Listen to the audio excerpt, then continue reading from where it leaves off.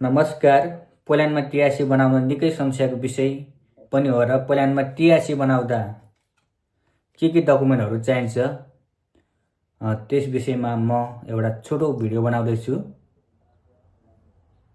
पोल्यान्डमा कुनै पनि विदेशी नागरिकहरू प्रवेश गरेर लामो समय बसोबास गर्न चाहन्छ भने उनीहरूले अनिवार्य रूपमा फेसियल कार्ड बनाउनु पर्छ र यो फेसियल कार्ड पनि टिआरसीको लागि अनिवार्य रूपमा चाहिन्छ।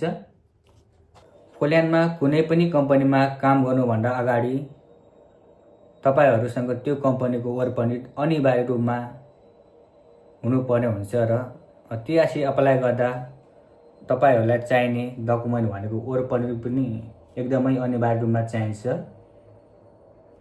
त्यसपछि रह्यो कुनै पनि कम्पनीसँग काम गर्नुभन्दा अगाडि त्यो कम्पनीसँग अनिवार्य रूपमा कन्ट्र्याक्ट साइन गर्नुपर्ने हुन्छ र त्यो कन्ट्र्याक्ट पेपर पनि टिआरसीको लागि अनिवार्य रूपमा चाहिने कागजात हो। पोल्यान्डमा तपाईहरुको कम्पनीले रेगुलर ट्याक्स पे गरेको ट्याक्स इन्स्योरेन्स यानि कि जुस पेपर अनिवार्य रूपमा दिनुपर्ने हुन्छ र यो जुस टिआरसीको लागि एकदमै इम्पोर्टेन्ट डकुमेन्ट पनि हो। त्यसपछि रह्यो तपाईहरुलाई टिआरसीको लागि एकदमै इम्पोर्टेन्ट डकुमेन्ट एनेक्स 1 यो पनि टिआरसीको लागि एकदमै इम्पोर्टेन्ट डकुमेन्ट हो र यो अनिवार्य रूपमा चाहिन्छ।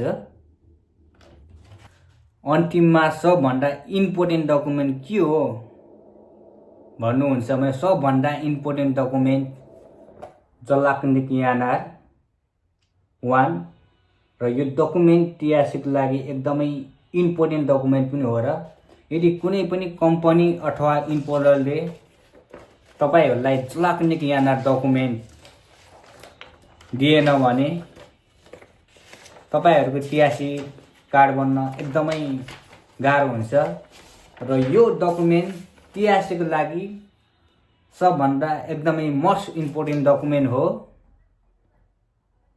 फेरि यस्तै इन्फर्मेसन भिडियोहरू लिएर आउने नै छु। साथ सपोर्ट अनि माया देखाइदिनु होला। किप लभिङ किप सपोर्टिङ र जाँदै अन्तिममा Rijan Magar Euro vlogs YouTube च्यानललाई पनि सब्स्क्राइब गरेर माया देखाइदिनु होला भन्दै नमस्ते। नेक्स्ट भिडियोमा फेरि भेटौँला। जय नेपाल।